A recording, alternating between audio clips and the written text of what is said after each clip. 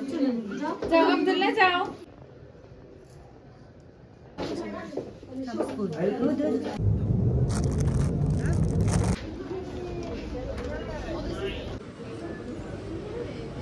মাই god, এই যে চারিরও করে।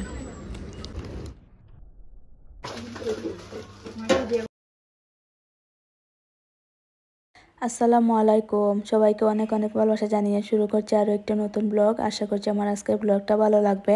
আজকের ব্লগটা সকাল থেকে শুরু করলাম। সকালে নাস্তা করার পরে আজ একটু বাহিরে যাব।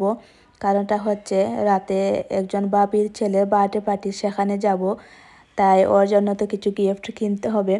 তাছাড়া ভাবলাম যে যেহেতু বাহিরে বের হয়েছি, তাহলে বাসার জন্য টুকটাক কিছু জিনিস শপিং করি। কিছু জিনিস প্রয়োজন আমার বাসার জন্যে। তাছাড়া এখন ইদানিং আর খুব একটা বের হওয়া হয় না, সারাক্ষণ বাসার কাজ নিয়ে গুছানো নিয়েই ব্যস্ত থাকি। আজ অনেক দিন পর বের হয়েছি, প্রায় এক সপ্তাহের মতো হয়ে গেছে এই শপে অথবা বাইরে বের হই না। আজ অনেক সকাল বের হয়েছি, হাতে অনেক সময় রয়েছে, সেই কারণে তোমাদের সাথে অনেক কিছু শেয়ার করলাম। কারণ আমি তো বেশিরভাগ সময় বিকালে বের হই, যেমন 7টার দিকে দেখা যায় যে 1 ঘন্টা পরে সব বন্ধ হয়ে যায়। সেই কারণে আর তোমাদেরকে ভিডিও করে কোনো কিছু দেখাতে পারি না। আর এই যে প্রাইমার্কের এই পার্টিগুলো আমার কাছে এত ভালো লাগছে, অনেক সুন্দর কালারফুল। তারপরে এই যে ছোট ছোট ফ্রিজ, এগুলোও অনেক সুন্দর। আমি এর আগে কখনো এরকম ডিজাইনের কালারফুল জিনিস দেখিনি, কিন্তু দামটাও ছিল অনেক বেশি। এই যে হলুদ কালারের বড় বাটি, এটা ছিল 10 ইউরো করে। অ্যান্ড ছোটো ছোটো যে ফ্রিজ, এটা একটা ছিল 6 ইউরো। এই বাটিগুলা এত সুন্দর, মনে মনে ভাবছি যে যদি একটা না কিনি তাহলে বাসায় গিয়েও শান্তি পাবো না। এই সারাক্ষণ শুধু মনের ভিতরে কসকস করবে যে কেন একটা নিয়ে আসলাম না এত সুন্দর বাটি। তারপরে একটা কিনেছি 10 ইউরো দিয়ে। তারপরে এই যে ফুল, এগুলার অনেক দাম ছিল, এগুলো আর কিনিনি। বাসার জন্য আমার অনেক ধরনের ফুল অথবা যে ঘর সাজানোর জিনিস আমার অনেকগুলা প্রয়োজন, কিন্তু প্রাইমার্কে এগুলার অনেক দাম। চায়না সব থেকে কিনবো, অনেক কম প্রাইসে পাওয়া যায়। অবাক হওয়ার জন্য ম্যাজিক দেখার প্রয়োজন নেই, বরং আপন মানুষগুলোর বদলে যাওয়ার রূপ দেখলে এর চেয়ে বেশি অবাক হবেন। মুখে মুখে আপন আপন তো অনেকেই বলে, কিন্তু কে আপন সে তো সময় বলে দেয়। যে থাকার এমনিতেই থাকবে, এটা সম্পূর্ণ ভুল। যদি হাতে অর্থ থাকে, সবাই থেকে যাবে সব সময়। মানুষ সাধারণত 2 কারণে পরিবর্তন হয়। নাম্বার 1, যখন সে অনেক কিছু শিখে। নাম্বার 2, আর যখন সে অনেক কষ্ট পায়।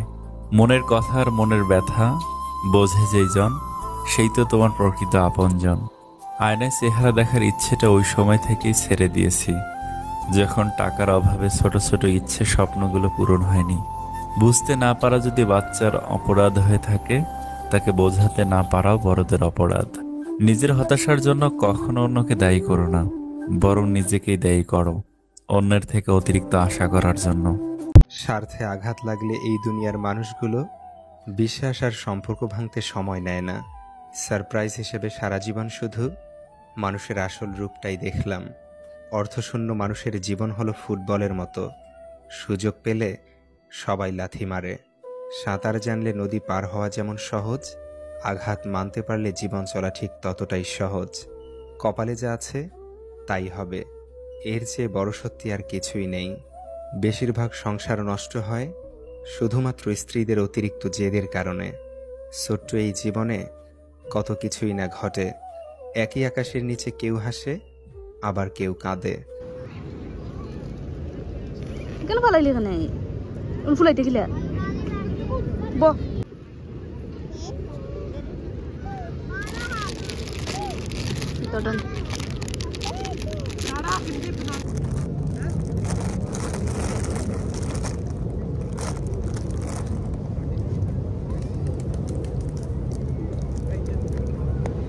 Đây nó đi. Đây nó vụt.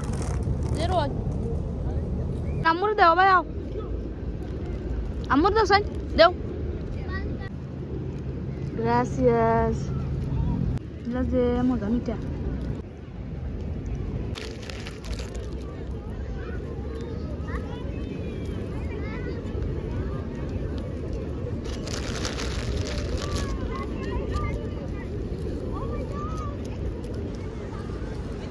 Amrin যাইও না।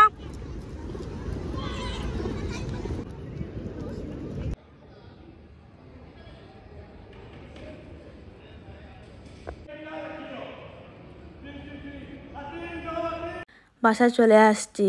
আসার পরে এটা দেখে তো আমিও অবাক। এটা হলো আমার বাসার পিছন সাইড। আমি এই কাপড় নেওয়ার জন্যে আসছি বেলকনিতে। অনেকক্ষণ ধরে চিৎকার চেঁচামেচি শুনছি, কিন্তু কোন দিক দিয়ে চিৎকার আসছে আমি আন্দাজ করতে পারছিলাম না। তারপরে যখন এই পুলিশ দরজা ভেঙে এদিকে আসছে, তখন আমার চোখে পড়েছে যে এই বাসায় কোনো প্রবলেম হচ্ছে। এই যে কালো পোশাক পরা, এরা হলেন আমাদের স্পেনের পুলিশ।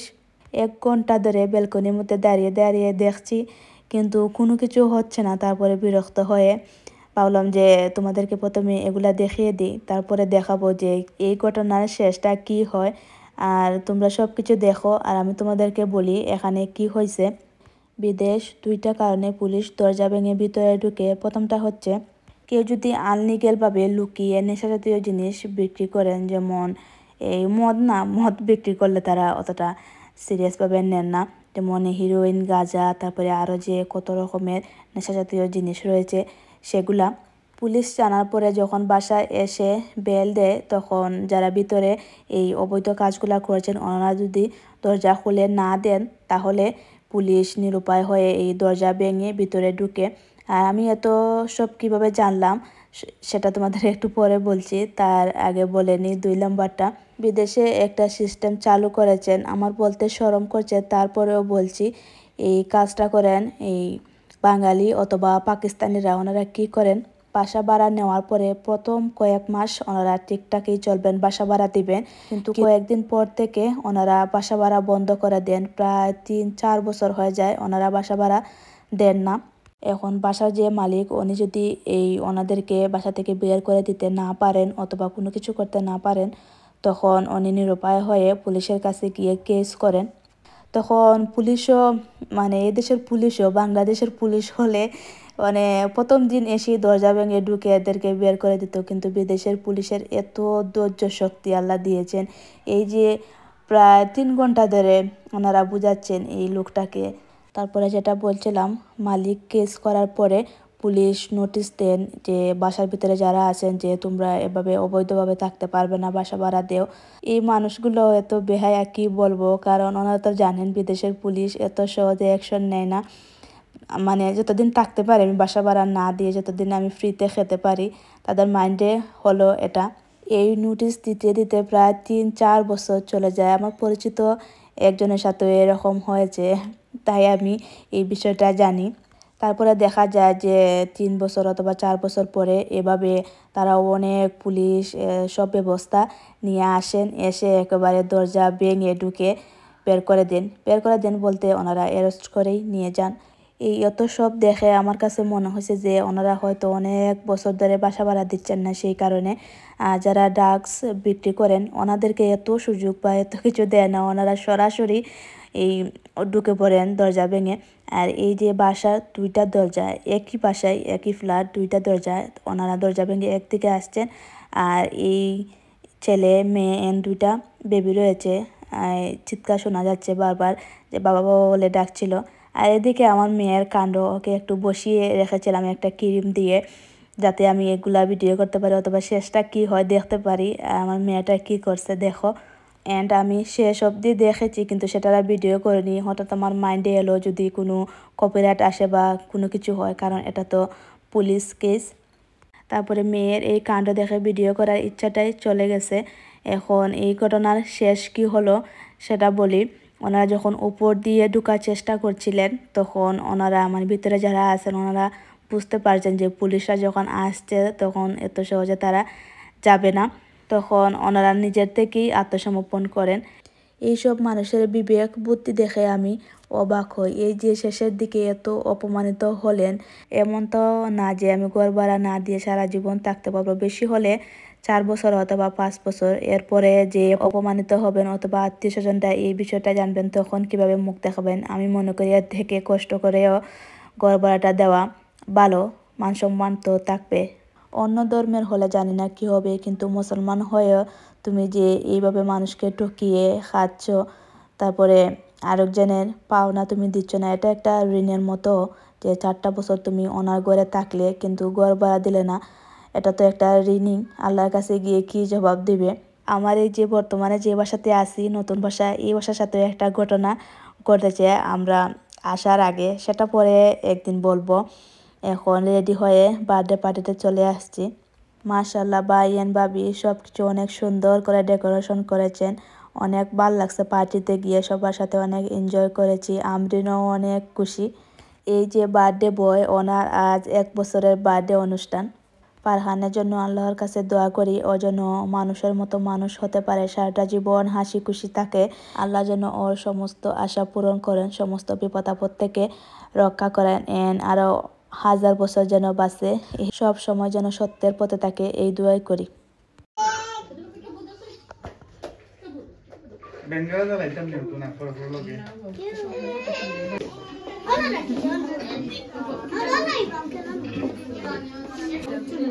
যাও আব্দুল্লাহ যাও যাও মাম্মি যাও আপনি নাও আমি cumpleaños feliz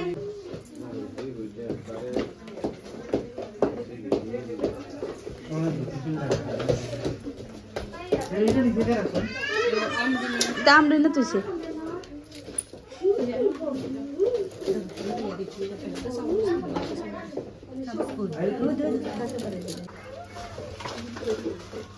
দেবতা করে গেছে নিজে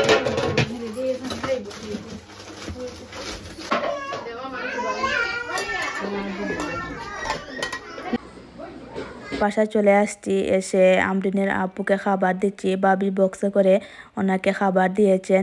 ওনারও আজ দাওয়াত ছিল। আসল কথা যেটা, ওনার ফ্রেন্ডের ছেলের বার্থডে, কিন্তু উনি যেতে পারেননি কাজের কারণে।